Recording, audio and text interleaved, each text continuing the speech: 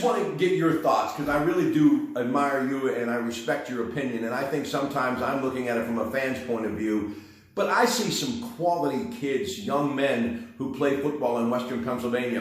And I think sometimes, for whatever reason, a lot of the Division I schools in this region, from Ohio State, Penn State, West Virginia, Pitt, overlook a few crown jewels. And the thing that I think a lot of people forget, it's the heart, it's the attitude. You were talking about your team always wanting more. Just talk a little bit about some of the players you've seen on both sides of the line of scrimmage over the last 4 or 5 months in this incredible season for Thomas Jefferson. And also, like the rest of us, following and looking at highlights. There's some really talented young men who play football who could play at that next level here in Western Pennsylvania.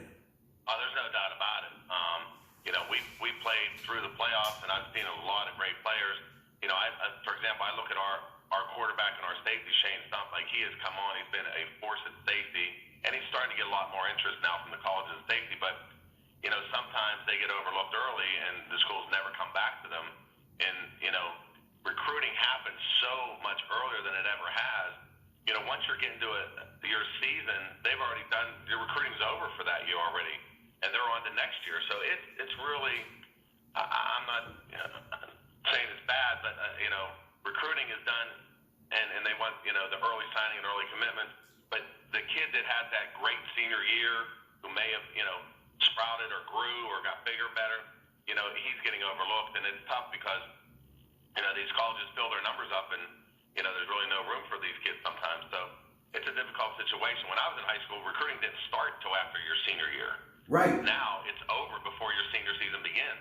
So it's pretty weird, I think, how it goes now. Well, in closing, to summarize, and correct me if I'm wrong, but I understand what I believe you're saying is some of these young men don't peak until the latter part of their senior season, and especially in the postseason is when some of them really step up and play their best football. So, early isn't always necessarily good when it comes to these young and recruiting. Exactly. And then the other side of it, a lot of times these coaches don't offer a kid and then he has a terrible year and he's not playing well, and they're stuck with him. So it goes both ways, but I think that kid that blossoms late or has a growth spurt or comes on, his senior year, or maybe a kid that waited his turn to play his senior year, those are the guys that it's hurting the most.